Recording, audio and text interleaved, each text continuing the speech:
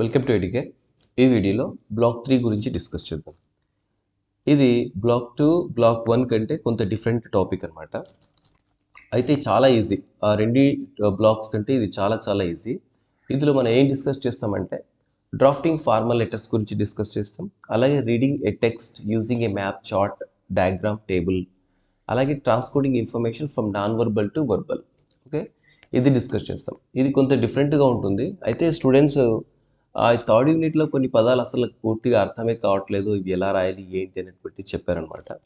ఇది మీరు డైరెక్ట్ క్లాసెస్కి వెళ్ళి ఒకసారి విన్నా అర్థమైపోతుంది. లేదంటే నేను చెప్పేటువంటి ఈ క్లాస్ ఏదైతే ఉందో ఇది పూర్తిగా రిపీటెడ్గా వినండి చాలు.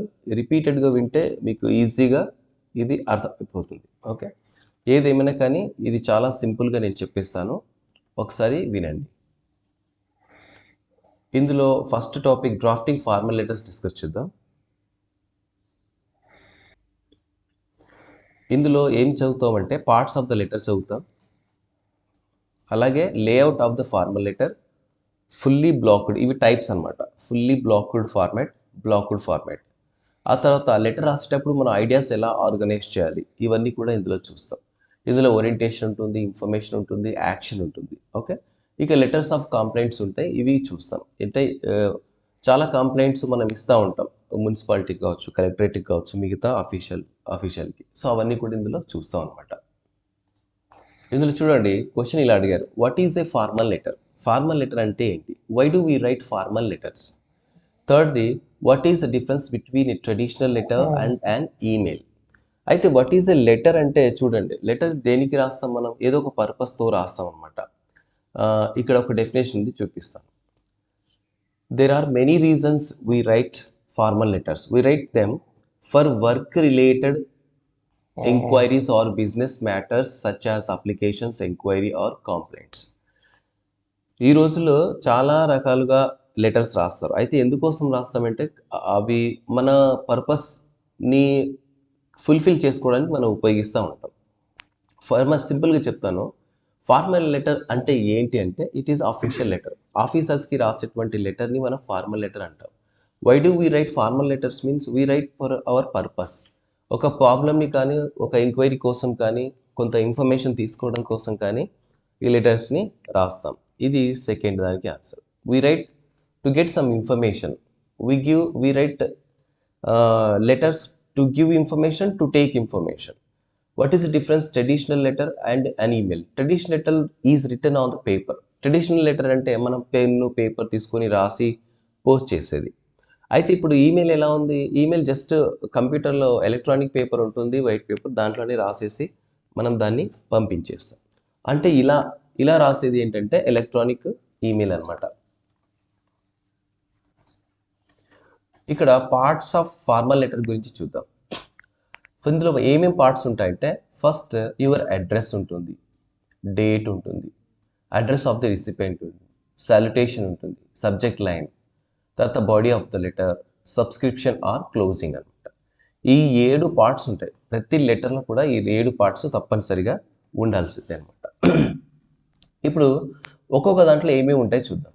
ఫస్ట్ యువర్ అడ్రస్ ఉంది కదా, అంటే సెండర్స్ అడ్రస్ అనమాట. అంటే మీ అడ్రస్ ఇందులో పూర్తిగా రాసేయాలి. ఇది ఎక్కడ రాయాలంటే టాప్ రైట్ కార్నర్లో రాయాలి. ఓకే, ఆ తర్వాత ఆర్ ఇన్ ద సెంటర్, కొన్నిసార్లు సెంటర్లో కూడా రాయొచ్చు, లేదా top left of the corner కూడా రాయొచ్చు. అంటే ఈ అడ్రస్ రాయడానికి మనకు ఎంత కన్వీనియంట్గా ఉందంటే టాప్ రైట్లోనైనా రాయొచ్చు, టాప్ లెఫ్ట్లోనైనా రాయొచ్చు, లేదా సెంటర్లోనైనా రాయొచ్చు.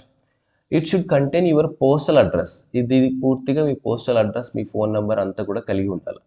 ఆ తర్వాత నెక్స్ట్ సెకండ్ థింగ్ ఏంటి, generally we write dates in this format. ఎలా రాస్తామంటే డేట్, మంత్, ఇయర్, ఈ ఫార్మాట్లో రాస్తాం. ఇది ఎక్కడ రాస్తామంటే లెఫ్ట్ సైడ్ రాసేస్తాం అనమాట. Okay, it is return close to the left margin in the blocked style. అయితే కొన్ని చోట్ల రైట్ మార్జిన్లో కూడా రాసేస్తారు. ఓకే, అయితే ఫార్మాట్ ఏది అనేటువంటి అడుగుతాడు అనమాట. ఈ ఫార్మాట్ అనమాట 4th September 2014 లేదా September 4, 2004. ఈ రెండింటి డిఫరెన్స్ కనుక్కున్నారు ఒకసారి చూడండి. 4th September 2014లో కామా లేదు, ఇలా రాస్తే కామా పెట్టరాదు. ముందు డేటు, తర్వాత మంత్, తర్వాత ఇయర్ రాస్తే కామా అవసరం లేదు, ఆల్రెడీ సపరేట్గా అవి ఉన్నాయి. అయితే సెప్టెంబర్ ఫస్ట్ మంత్ రాసి తర్వాత డేట్ రాసి తర్వాత ఇయర్ రాశారనుకోండి, అక్కడ డేట్ తర్వాత ఒక కామా పెట్టాలి. ఎందుకంటే ఈ 4 నెంబర్స్తోనే కలుస్తుంది కాబట్టి అర్థం చేసుకోలేరు. కాబట్టి 4th సెప్టెంబర్ రాసి కామా 2014 ఈ ఫార్మాట్లో రాయాలన్నమాట. లేకపోతే ఇలా కూడా రాయొచ్చు, డాట్స్ పెట్టేసి 4/9/2014 అని చెప్పేసి రాయొచ్చు. In a fully blocked style it is return close to the left. Fully blocked దాంట్లో ఇది ఎక్కడ లెఫ్ట్కి రాసేస్తారు. బ్లాక్డ్ స్టైల్ ఎక్కడ రాస్తారంటే రైట్ మార్జిన్లో రాస్తారు. ఇదంతా మీకు కొద్దిగా కన్ఫ్యూజ్ కావచ్చు. నేను లెటర్ ఫార్మాట్ చూపించినప్పుడు అది ఈజీ అయిపోయింది, జస్ట్ వినండి. Okay, then you will learn about the fully blocked style and blocked style next session. Okay, the date is followed by the address of the recipient. ఎవరికైతే పంపిస్తున్నామో recipient address మనం దాని తర్వాత రాయాలన్నమాట. అందులో ఏం రాస్తాం, నేమ్, డిజిగ్నేషన్, అడ్రస్ ఇవన్నీ కూడా రాసేస్తాం. ఆ తర్వాత salutation should be dear sir, dear madam. ఆ అడ్రస్ రాసేస్తాం, మన అడ్రస్సు, ఫ్రమ్ అడ్రస్సు, డేట్ ఇవన్నీ రాసిన తర్వాత మనం ఏం చేస్తాం, ఇప్పుడు డియర్ సార్, సార్ అయితే సార్ రాస్తాము, మేడం అయితే మేడం రాస్తాం. లేదా మీకు పేరు తెలిసినప్పుడు పూర్తిగా వాళ్ళ పేరు కూడా రాయాలన్నమాట. To the public relation officer అని చెప్పేసి క్లియర్గా రాయొచ్చు. ఆ తర్వాత సాలిటేషన్ ఎలా ఉంటుందంటే it is followed by a subject line. The subject line is generally written in 6 to 10 words. ఈ సబ్జెక్ట్లో ఏం రాస్తామంటే జస్ట్ బ్రీఫ్గా 6 to 10 wordsలో రాసేస్తాం. అంటే కొన్నిసార్లు వాళ్ళకు టైం ఉండదు కదా చదువుకోవడానికి, జస్ట్ ఇలా చూస్తేనే వాళ్ళకి అర్థమైపోవాలి. Next the body of the information. ఈ బాడీ ఆఫ్ ద లెటర్లో ఏం రాస్తామంటే మొత్తం కూడా ఆ first section, second section, third section లేదా అంతకంటే ఎక్కువ కూడా మీరు పెట్టేసి డీటెయిల్డ్గా దాంట్లో ఎక్స్ప్లెయిన్ చేస్తాం బాడీ ఆఫ్ ద లెటర్లో. ఆ తర్వాత క్లోజింగ్లో ఏం చేస్తాం, యువర్స్ ఫెయిత్ఫుల్లీ, యువర్స్ సిన్సియర్లీ అని రాస్తాం. ఇది ఫార్మల్ లెటర్స్లో మాత్రమే. ఆ తర్వాత మిగతా లెటర్స్లో ఫ్రెండ్స్కి అవి రాసేటప్పుడు యువర్స్ లవింగ్లీ అని చెప్పేసి రాస్తారు. ఓకే, ఇది ఇలా ఉంటుంది. ఇప్పుడు లెటర్లో ఉన్నటువంటి పార్ట్స్ మనం ఫినిష్ చేస్తాం. నెక్స్ట్ ఏంటో చూద్దాం. How many parts are there in a formal letter అని చెప్పేసి అడిగారు. ఎన్ని పార్ట్స్ ఉన్నాయి ఫార్మల్ లెటర్లో? మొత్తం కూడా 7 పార్ట్స్ ఉన్నాయి. ఓకే, ఈ 7 పార్ట్స్ ఇప్పుడు నేను చెప్పాను. ఆ తర్వాత what format is date return అన్నాడు. డేట్ రిటర్న్ రైటింగ్ ఫార్మాట్ ఏంటి, ఫస్ట్ డేట్, తర్వాత మంత్, తర్వాత ఇయర్, అలా 3 ఫార్మాట్స్ చెప్పారనమాట. కొన్ని డాట్స్ పెట్టి కూడా రాయొచ్చు, అవి ఆల్రెడీ చెప్పాను కదా, అందులో చూసి మీరు రాసేసి. ఆ తర్వాత how many types of complimentary closes are there? 2 types ఉన్నాయి ఇక్కడ, yours faithfully, yours sincerely. What is a subject line? Subject line అంటే ఏంటి, it is a briefly return in 6 to 10 words, అంతే చాలు. నెక్స్ట్ ఏంటి, లేఅవుట్ ఆఫ్ ఫార్మల్ లెటర్ చూద్దాం. ఇది layout ఎలా ఉంటుందంటే 2 టైప్స్ ఉంటుందన్నమాట. ఒకటేమో ఫుల్లీ బ్లాక్డ్, ఇక్కడ కనిపిస్తుంది కదా, ఇదేమో ఫుల్లీ బ్లాక్డ్. ఫుల్లీ బ్లాక్డ్ ఎలా ఉంటుందంటే మొత్తం కూడా లెఫ్ట్ సైడే ఉంటాయి అన్ని హెడ్డింగ్స్ అన్నీ కూడా. ఇక్కడ నేను మీకు చిన్నగా చేసి చూపిస్తాను. అన్ని ఇక్కడ చూడండి, ఇక్కడ రైట్ ఏదైనా రాసారా అంటే రైట్ కార్నర్లో ఏది రాయలేదు, అంత డేటు, ఫ్రమ్ అడ్రస్సు, ఓకే, అంత క్లోజింగ్ మొత్తం కూడా ఇది లెఫ్ట్ సైడే ఉంటుంది. దీన్ని మనం ఫుల్లీ బ్లాక్డ్ లెటర్ అని అంటారు. ఓకే, ఇలా ఇచ్చి ఒక లెటరు ఇది ఏ ఫార్మాట్ అని చెప్పేసి కూడా అడుగుతారు మీకు. ఓకే, ఇది fully blocked letter. Next blocked format. ఈ బ్లాక్డ్ ఫార్మాట్కి డిఫరెన్స్ ఏంటంటే డేట్ ఒక్కటే రైట్ సైడ్ ఉంటుంది. ఓకే, డేట్ ఒక్కటే రైట్ సైడ్ ఉంటుంది, మిగతావన్నీ కూడా లెఫ్ట్ సైడే ఉంటాయి. ఇక ఇక్కడ నుంచి ఇక్కడ దాకా చూసుకుంటే మనకు అన్నీ కూడా లెఫ్ట్ సైడే ఉన్నాయి. ఓకే, డేట్ తప్ప. దీన్ని మనం బ్లాక్డ్ ఫార్మాట్ అని చెప్పేసి అంటాం. ఇక సింపుల్ గుర్తుపెట్టుకోవాలి, ఫుల్లీ బ్లాక్డ్ అంటే ఇక అన్నీ ఒకవైపు ఉంటాయి, బ్లాక్డ్ అంటే ఒకటి మాత్రం ఇటువైపు ఉంటుంది అని చెప్పేసి గుర్తుపెట్టుకోండి, అది date. Okay, organization of ideas చూద్దాం. ఈ ఆర్గనైజేషన్ ఐడియాస్ అంటే మనం ఏదైతే చెప్పదలుచుకున్నామో ఆ ఇన్ఫర్మేషన్ దాంట్లో సిస్టమేటిక్గా చెప్పాలి, ఆర్డర్లో చెప్పాలి. ఓకే, ఆర్డర్లో ఎలా చెప్పాలి ఏంటనేటువంటి చూద్దాం. ఇక్కడ చూడండి, orientation, this is the first section. First సెక్షన్లో ఓరియంటేషన్ ఉండాలి. అంటే మీరు రాసేటప్పుడు ఆ ఓరియంటేషన్లో ఏం రాస్తున్నారు, మీకు ఒకవేళ మీకు ఆల్రెడీ లెటర్ రాస్తారంటే దానికి రెఫరెన్స్ పెట్టి ఇలా రాయాలన్నమాట. I'm writing to confirm reservation of 2 seats, ఒకవేళ రిజర్వేషన్కి అయితే with reference to your advertisement అని చెప్పేసి చెప్పాలి. ఏదైనా అడ్వర్టైజ్మెంట్ ఇచ్చి ఉంటే in response to your advertisement. Okay, ఈ పదాలు మనకు ఓరియంటేషన్లో ఉండాలి. ఓకే, నెక్స్ట్ ఇన్ఫర్మేషన్లో ఏంటి, we would like to draw your attention, please note that we offer a special discount. ఇలాంటి పదాలన్నీ కూడా ఇన్ఫర్మేషన్ ఉన్నాయి. ఇక యాక్షన్ ఏంటంటే could you please send us, okay, would you please feel free to write, we look forward to your order. ఇవన్నీ కూడా అందులో ఉంటాయి. అంటే ఇందులో ఉండాల్సినవి ఏంటంటే మొత్తం కూడా 3. దేంట్లో layout of the organisation of ఐడియాస్లో ఓరియంటేషన్ ఉంటుంది, ఫార్ ఇన్ఫర్మేషన్ ఉంటుంది, యాక్షన్ ఉంటుంది. ఓకే, ఇది చూడండి, ఇది ఒక క్వశ్చన్ కూడా అడుగుతారు మీకు. ఎలా అంటే ఆర్గనైజేషన్ ఆఫ్ ఐడియాస్ లెటర్స్లో ఎలా ఉంటాయి రాయండి అని చెప్పేసి ఈ హెడ్డింగ్స్ రాసి మీరు ఏదో కొంత ఇన్ఫర్మేషన్ రాస్తే మీకు మార్క్స్ పడతాయి. ఇక్కడ చూడండి ఎగ్జాంపుల్ ఇలా ఉంది. మొత్తం వాటిని బట్టి మనం రాసేస్తే ఇలా ఉంటుంది. ఇక్కడ చూడండి, ఇక్కడ అడ్రస్ అయితే సెంటర్లో రాశారు. ఇంతకుముందు అనుకున్నట్టు మనం సెంటర్ కూడా రాయొచ్చని రాసేసారు. ఇక్కడ డేటు ఇక్కడ రాసేసారు. తర్వాత అడ్రస్ డియర్ మిస్టర్ రాకేష్ అని చెప్పేసారు. With reference to my advertisement in the Hindu paper 13th July something ఏదో రాశారు. యువర్స్ సిన్సియర్లీ అని పెట్టేశారు. నెక్స్ట్ ఇంకో లెటర్ కూడా ఇలా ఉంది. సో ఇది లెటర్స్ యొక్క ఆర్గనైజేషన్. ఇప్పుడు చూస్తే లెటర్స్ ఆఫ్ కంప్లైంట్స్ చూద్దాం. లెటర్స్ ఆఫ్ కంప్లైంట్స్ అంటే మనం చాలా కంప్లైంట్స్ ఇస్తూ ఉంటాం కదా, ఆ కంప్లైంట్స్ ఇచ్చేటువంటి లెటర్ తాలూకాలే ఇవి అనమాట. అంటే ఇప్పుడు మా ఊర్లో నీళ్లు సరిగా రావట్లేదు, ఇవి డ్రైనేజ్ సరిగా లేదు, ఓకే, ఇంకా ఏదో ప్రాబ్లమ్స్ ఉంటాయి కదా, అవన్నీ ప్రాబ్లమ్స్ గురించి రాసేదే లెటర్స్ ఆఫ్ కంప్లైంట్స్. మీకు టెక్స్ట్ బుక్లో కొన్ని లెటర్స్ ఉన్నాయి, జస్ట్ వాటిని ఒకసారి చూసుకోండి. అక్కడ ఎగ్జామినేషన్లో ఏదైనా కంప్లైంట్స్ గురించి అడిగితే అదే ఫార్మాట్లో ఉంటుంది, జస్ట్ టెక్స్ట్ మాత్రమే చేంజ్ చేసి దాన్ని రాసేయండి. ఓకే, ఇది అనమాట. ఇందులో ఇప్పుడు సెకండ్ యూనిట్ చూద్దాం. Reading a text using a map, chart, diagram.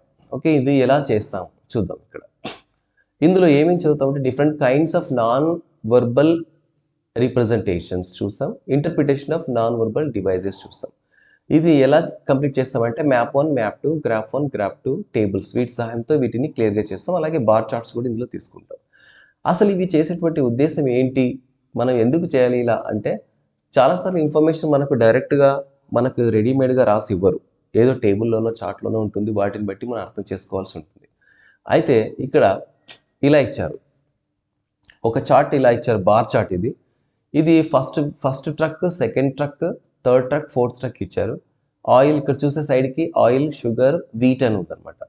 అంటే ఇక్కడ ఏది దేనికి ప్రజెంట్ చేస్తుంది అంటే, ఇక్కడ వైట్ ఉంది కదా, ఇదేమో వీట్కి, ఈ బాక్సెస్ ఉన్నాయి కదా, ఇదేమో షుగర్కి, తర్వాత డాట్స్ ఉన్నదేమో ఆయిల్ అనమాట. ఇవన్నీ ఇక్కడ రీప్రజెంట్ చేస్తున్నాయి ఈ ఫస్ట్ ట్రక్లో.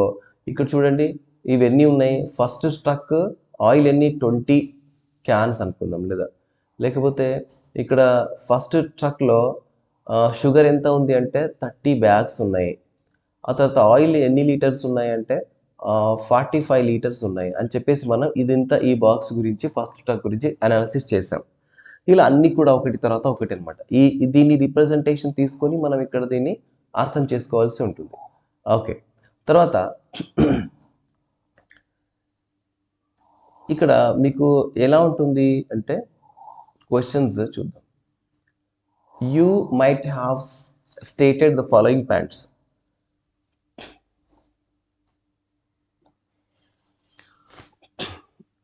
ఇక్కడ అదంతా కూడా ఆ చార్ట్ని మనం చదివి ఇంత పెద్ద పారాగ్రాఫ్ రాయొచ్చు. నేను చెప్తూ వెళ్ళాను కదా, అదంతా రాసింది ఇంత పెద్దగా అవుతుంది అనమాట. ఓకే,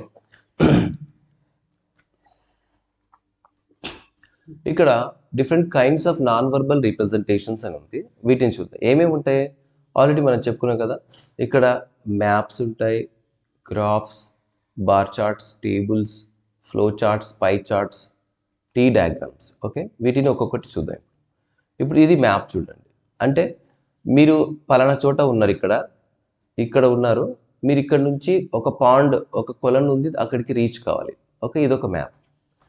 అంటే మనం దీన్ని ఎలా చేసుకోవాలంటే ఫస్ట్ ఇక్కడ చూడండి, ఇది ఈస్ట్, ఇది వెస్ట్, ఇది నార్త్, ఇది సౌత్. ఇలా పెట్టుకుంటే ఇక్కడ నువ్వు ఎక్కడి సైడ్ ఉన్నావు అంటే ఈ సౌత్ సైడ్ ఉన్నావు. సౌత్ నుంచి నువ్వు ఎక్కడికి వెళ్ళాలి, ఫస్ట్ వెస్ట్కి వెళ్ళి, వెస్ట్ నుంచి మళ్ళీ నార్త్కి వెళ్ళి, నార్త్ నుంచి ఈస్ట్ ఫేస్ అయితే నువ్వు పాయింట్కి రీచ్ అవుతావు. ఓకేనా, అలా గుర్తుపెట్టుకోండి.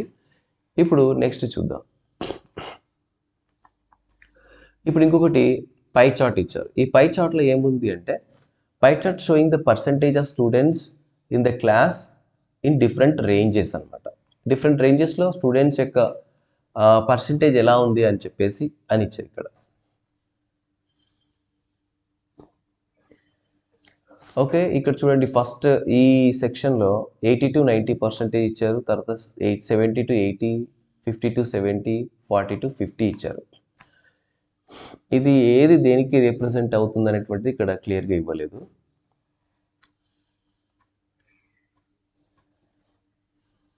ఒక టేబుల్ ఇలా ఇస్తారు, ఇచ్చి అందులో ఇన్ఫర్మేషన్ మనం చదివి రాయాల్సి ఉంటుంది. ఇదేమో ఫ్లో చార్ట్. ఈ ఫ్లో చార్ట్ ఫస్ట్ ఒక మెయిన్ ఇంపార్టెంట్ వ్యక్తితో స్టార్ట్ అయింది, వైస్ ఛాన్సలర్. ఆయన కింద డీన్స్ ఉంటారు. ఈ డీన్ కింద అకాడమిక్ అఫైర్స్, తర్వాత planning, development, student affairs, administration ఇవన్నీ కూడా ఆయన కింద ఉంటాయి. తర్వాత వీళ్ళిద్దరి కింద హెడ్ ఆఫ్ ద డిపార్ట్మెంట్స్ ఉంటారు, English, Telugu, maths, physics, chemistry. ఇప్పుడు మన కాలేజెస్లో కూడా సిస్టమ్ ఇలాగే ఉంటుందన్నమాట, ఈ ఫ్లో చార్ట్ ప్రకారమే. వీళ్ళందరూ కూడా ప్రొఫెసర్సే ఉంటారు, అసోసియేట్ ప్రొఫెసర్స్ ఉంటారు, అసిస్టెంట్ ప్రొఫెసర్స్ ఉంటారనమాట. ఓకే, ఇది ఒక flow chart.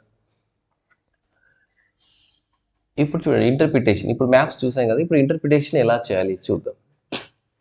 Non verbal devices. Map 1 ఇచ్చారు. ఈ మ్యాప్ 1 ఏంటంటే చూడండి, మ్యాప్ 1 మనం ఇచ్చిన వెంటనే ఎలా చేసుకోవాలంటే, మ్యాప్ అంటే ఈస్ట్ అని గీసుకోవాలి ఇటు సైడ్ మీకు రైట్ కార్నర్లో. తర్వాత ఇక్కడ వెస్ట్, ఇక్కడేమో నార్త్, ఇక్కడ కింద సౌత్. ఇలా గీసుకుంటే ఏమవుతుందంటే మీకు ఇన్ఫర్మేషన్ ఎక్స్ప్లెనేషన్ చేయడానికి ఈజీగా అవుతుంది అనమాట. ఓకే, ఇక్కడ ఈస్ట్ సైడ్ చర్చ్ ఉంది, ఈస్ట్ సైడ్ స్విమ్మింగ్ పూల్ ఉంది. ఇక్కడ నార్త్కి ఏమో లైబ్రరీ, పోస్ట్ ఆఫీస్ ఉంది. ఇంకో ఇక్కడ నార్త్లోనే యూనివర్సిటీ ఉంది, పార్క్ ఉంది. తర్వాత వెస్ట్ సైడ్ ఏముంది అంటే స్టేషన్ ఉంది, సూపర్ మార్కెట్ ఉంది. ఓకేనా, ఇవన్నీ కూడా మనకు తెలుస్తాయి చెప్పుకోవడానికి. సౌత్ ఏంటి, స్కూల్ ఉన్నాయి, సౌత్ సైడ్ స్కూల్ ఉంది. ఓకే, నువ్వు ఇక్కడ నిలబడి ఉన్నావు అని చెప్పేసి ఇక్కడ ఇచ్చారు. ఇక్కడ అన్ని కూడా డీటెయిల్స్ ఇచ్చారు, ఏమేమి ఉన్నాయనేటువంటి మనం ఫైండ్ అవుట్ చేసాం ఆల్రెడీ. అదే ఇక్కడ ఇచ్చాడు అనమాట, post office, swimming pool. Map 2 చూడండి. సో అది కూడా ఇలాంటిదే. జస్ట్ ఇన్ఫర్మేషన్ చూడండి మీరు, అంతే చాలు. ఇందులో వర్కౌట్ చేసేటప్పుడు నేను చెప్తాను.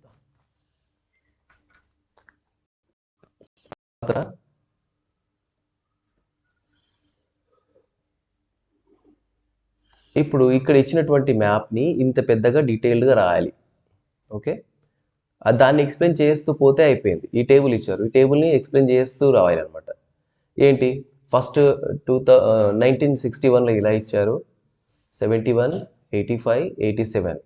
ఆ తర్వాత ఇంపోర్ట్స్ ఎంత ఉన్నాయి, 61లో 1140 ఉందన్నమాట, క్రోర్స్ అన్నమాట. 1140 కోట్లు. ఎక్స్పోర్ట్స్ ఎలా ఉన్నాయి, 660 కోట్లు ఉన్నాయి. టోటల్ బ్యాలెన్స్ ఎంత, 480 ఇలా ఉంది.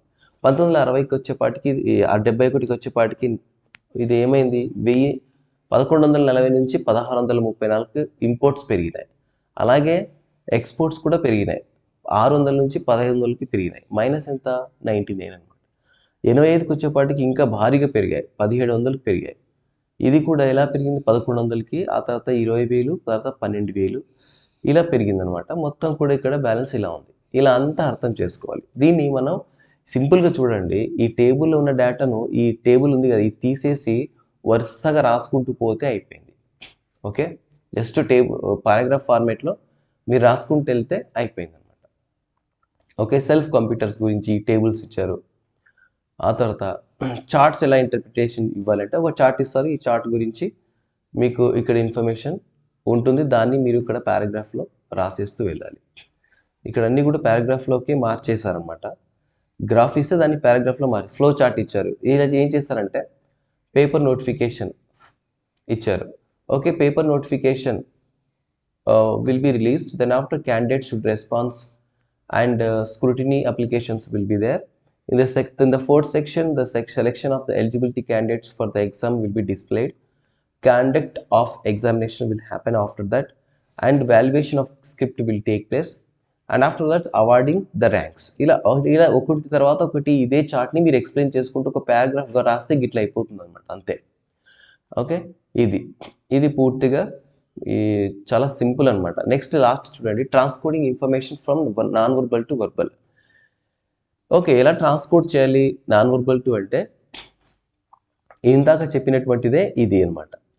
సేమ్ ఇది కూడా అలాగే ఉంటుంది. ఇలా చార్ట్ ఇస్తారు, ఇది నాన్ వర్బల్, ఇదంతా కూడా నాన్ వర్బల్ అయితే మనం ఇక్కడ కింద టెక్స్ట్లోకి రాయడమే ఇదనమాట. Information can also be conveyed through the pie charts. Forms of non verbal, okay. Different forms of non verbal informations. అంటే నాన్ వర్బల్ ఇన్ఫర్మేషన్ డిఫరెంట్ టైప్స్లో ఉంటుంది. ఒకటేమో ఇలాంటి గ్రాఫ్లో ఉంటుంది, ఇంకొకటి ఇలాంటి పై చార్ట్లో ఉంటుంది, ఇంకొకటి ఏంటంటే ఇలా ఒక ఇంటర్ప్రిటేటింగ్ ఏ గ్రాఫ్ అనమాట, గ్రాఫ్లో కూడా ఉంటుంది. సో ఈ గ్రాఫ్ని మనం చదవాలి అంతే. ఈ యూనిట్ మొత్తం కూడా సింపుల్ చూడండి, జస్ట్ చదివి మీరు దాన్ని రాయాల్సి ఉంటుంది. ఓకే, ఇదంతా కూడా. సో ఇది పెద్ద కష్టమేం కాదు, మీకు ఈజీగా మీరు ఈ ఎగ్జామినేషన్లో ఈ సెక్షన్ని మీరు ఆన్సర్ చేయగలుగుతారు. జస్ట్ ఇప్పుడు అంతా కూడా ఈ సెకండ్ థర్డ్ అంతా కూడా కొంత సేమ్గానే ఉంటుంది. జస్ట్ ఒక గ్రాఫ్ ఇస్తారు, దాని ఇన్ఫర్మేషన్ రాయాలి ఉంటారు. లేదు ఒకవేళ మార్చి ఉంటే ఆ గ్రాఫ్ ఇస్తారు, దాంట్లో క్వశ్చన్స్ అడుగుతారు, దాన్ని ఆన్సర్ చేయాల్సి ఉంటుంది. లేదు అంటే ఒక గ్రాఫ్ ఇస్తారు, దాన్ని ఒక పారాగ్రాఫ్లోకి రాయమని చెప్పేసి అంటారు. ఇంటర్ప్రిటేషన్ చేయండి అంటారు, అంతే. ఇంటర్ప్రిటేషన్ చేయడం అంటే ఏం లేదు, ఇలా ఉన్నటువంటి దాన్ని మనం పారాగ్రాఫ్లోకి మార్చి ఒక టెక్స్ట్ మాదిరి రాసేయడం అంతే. ఓకే, ఇది దీని గురించి. ఓకే, నాకు తెలిసి మీకు అర్థమైంది అనుకుంటాను. కొద్దిగా వీడియో స్పీడ్ పెంచి దీన్ని మీరు వినండి, మీకు ఈజీగా కంప్లీట్ అయిపోతుంది. రిపీటెడ్గా వినండి. Okay, thank you.